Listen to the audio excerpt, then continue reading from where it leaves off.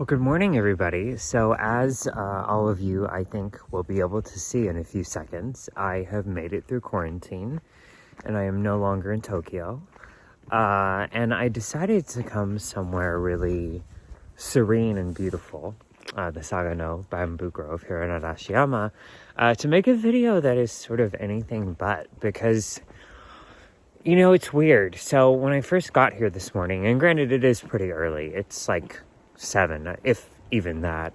And I, of course, immediately noticed that there's nobody here. I mean, there's a few runners and joggers and walkers that I assume live in the local area or maybe somewhere else in Kyoto City, but it's completely empty, which if you've ever been to Kyoto, you will know, never happens.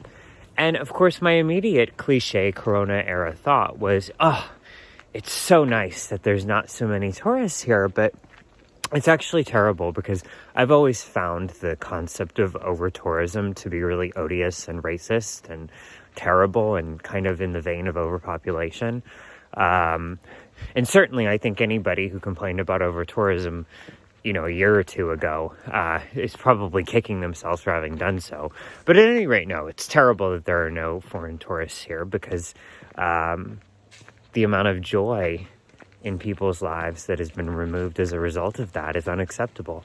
So, at any rate, I wanted to provide an update on Japan's border closure, which unfortunately, since we last spoke when I was in quarantine and sort of snuck in at the last minute, not snuck in, I went in legally, but got in at the last minute, it has become even more closed. So at that time, new entries had been suspended to Japan for all but 11 countries, Asia, Australia, and New Zealand. And unfortunately, since then, they have now closed the country to all new foreign entrants, as well as business travelers from the countries where they had business track agreements.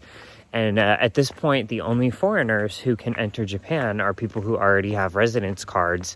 And even they are subjected to increased regulations, which is good in one way, because here's the thing. So one of the big problems I've had with the Japan travel ban this whole time is that it held foreigners to a different standard than Japanese people, often at the expense of infection control.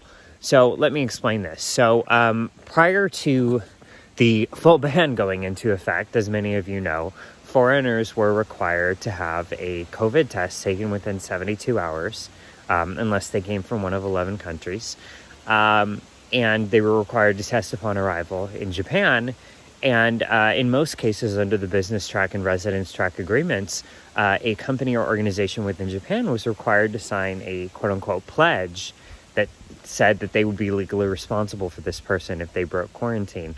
Japanese people could just flow right into the country, and many of them flouted quarantine rules. And I would assume that whatever percentage of infections came from travel, which, again, I'm not inclined to think that it's a very high percentage at all based on stats we've seen out of other countries. I would imagine that it's almost entirely due to Japanese people and almost none to do with foreigners. But anyway, that's a big, long way of saying that now Japanese people have to take a coronavirus test in order to board a flight to Japan. So that's really good. But it is really shitty. Japan's doors are completely closed now. And Suga has officially stated this will be till the end of the state of emergency. And to give him credit where credit is due, I sort of do understand his perspective on this, because basically they are asking people in Japan to stay home. Obviously, they're not forcing it, otherwise I wouldn't be out here. But his perspective was that we can't ask Japanese people to stay home and then allow foreigners to come into the country and do as they please, which I sort of get that. But at any rate, the ban as it stands right now, which is on all new entrant foreigners, is supposed to stand until the end of the state of emergency, which is currently scheduled until February 7th, but I imagine will be extended, because the metric they're looking at for lifting the state of emergency in the prefectures where it exists, which is basically Tokyo, Saitama, Kanagawa, Chiba, Kyoto, Osaka, Hyogo, and then Aichi, Gifu, and I think maybe Fukuoka. I don't know where exactly it's active right now, but will be for Tokyo to go back under 500 infections per day, which doesn't seem like that's going to happen on February 7th, which is just, 2.5 weeks away at this point. So that's the first thing. I think the state of emergency will be extended. But the second thing is that, if you'll remember, they were sort of using this language last April and May. And I think a lot of us anticipated that in May, when the state of emergency lifted, this is why we put ourselves through the torture of watching Motegi's press conferences every week, because we just knew he was going to announce something, and he never did. I mean, he did eventually. In September, residents were able to re-enter, and new entrants were permitted from October, but it's a whole bunch of bullshit that doesn't make any sense is what it is. And so that is pretty awful. And then the other thing they're going to do, which again, it sort of was already in place in practice, so I don't know why they're making a big deal out of it, but they're going to punish quarantine breakers now. And some background on this is that the quarantine regulations within Japan were always a request. They were never legally binding. And to be honest, I don't think they are binding yet. I think they're trying to change that in the current diet session. But basically, it was always a request. People were expected by social pressure to follow it. And of course, the way it's gone, though, during the COVID era is that foreigners have largely obeyed this, because I think most assumed they would be deported if they didn't. And Japanese people have flouted it because they know there's nothing that's going to happen to them if they don't. And now I guess they're trying to give this measure more teeth, at least with foreigners. They're saying, we'll revoke or rescind your status of residence and then deport you. I don't know how they're going to enforce it with Japanese people. And again, that is where most of the infections are coming from in the travel sphere. So good luck on that, I guess. But yeah, I don't know. And then what's the other thing? Oh, yeah, I was going to talk about the Olympics. So I guess there's been a lot of speculation in the international press that the Olympics are going to have to be delayed again, or more likely canceled. This has sort of been bolstered by a recent poll from Japan Times, I think, or was it Japan Times? It was Japan Times or Nikkei, that basically said 80% of people who live in Tokyo either want the games canceled or postponed further, and I think the majority of them just want them canceled outright. And Suga's basically, this is his monomaniacal focus. The way that politicians in other countries focus on other ridiculous things, this is his thing. If he does one thing before he is ousted in September at the general election, which I don't see now how that won't happen, but if he does one thing, he's going to host those Olympics. But of course, this brings up all kinds of questions, beyond the obvious infection control ones, and how they're going to manage to stage a massive international event with people flowing in and out, if they can't even manage a very small border reopening that they've had recently. There's also the issue of travel restrictions. Even if they do decide to take the unprecedented and, in my opinion, very stupid tack of having a Japanese-only Olympics, which I think would be totally antithetical to the spirit of the Olympic Games. Even if they decide to do that, they're still going to have athletes coming in. There's going to be thousands of them. There's going to be media. There's going to be a lot of foreigners coming into Japan, basically.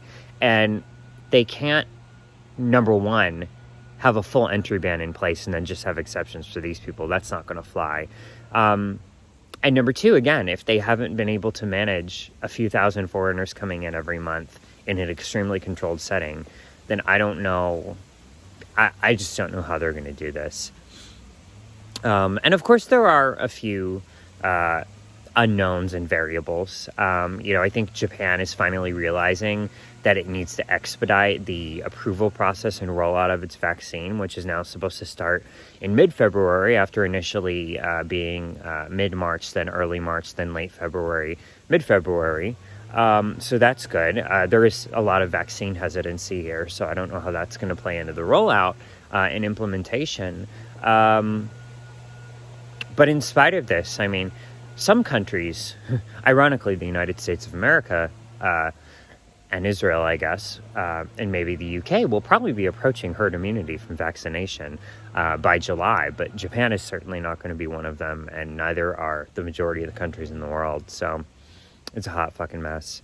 But yeah, I wish I had better news for you, but I don't. I mean, everyone is still locked out of Japan that isn't here yet. And I feel lucky to be here, but I also feel weirdly guilty because I know how it feels to be locked out. And I did want to give a special shout out to my Love Is Not Tourism people. I've been trying to retweet you and amplify you and support you on Twitter any way I can. That continues to be even more heartbreaking because, you know, a lot of us have professional and educational and whatever other reasons to want to be in Japan and in all the other countries we need to enter. But the idea of being separated from the person you love the most because of politics, it's infuriating and it's unacceptable. And I hope that this nightmare will end this year. But anyway, when I arrived here in Kyoto on Sunday night, I actually made a video inside my Airbnb that I'm renting for a few months because it was so cheap since there are no tourists. Again, won't go back to where we started on the video, but that's a good thing and a bad thing in some ways. Anyway, God, my nose is running. I made a video when I arrived. I still haven't uploaded it, so ironically it might get uploaded after this one, but I'd like to take you on a tour of my new home. And yeah, I'm not sure how many travel videos I'm going to be making in the next couple weeks because it's supposed to be raining a lot. It's actually snowing right now. I don't know if any of you can see that, but it's pretty gorgeous. And yeah, I don't know when I'm going to make my next video. And I mean, it would be great if the state of emergency does lift on February 7th and the borders fling wide open again, well, as wide open as they were. And I can make a really happy video on February 7th or thereabout, but we'll see. We'll see what happens. And then, yeah, the first weekend in February, I'm going to Sendai, but I don't know if I'm going to make any videos then. I have put some new, words and photo content on my blog, Japan Starts Here, and I've also started posting some of my Instagram photos from Tokyo, but I never did videos before this whole debacle happened, so it's not really part of my professional output rhythm. So anyway, I've rambled on long enough. I'm going to enjoy the snow here in the bamboo forest. I hope you all are doing as well as you can given the circumstances, and I hope to God I have better news the next time we talk. Okay, bye.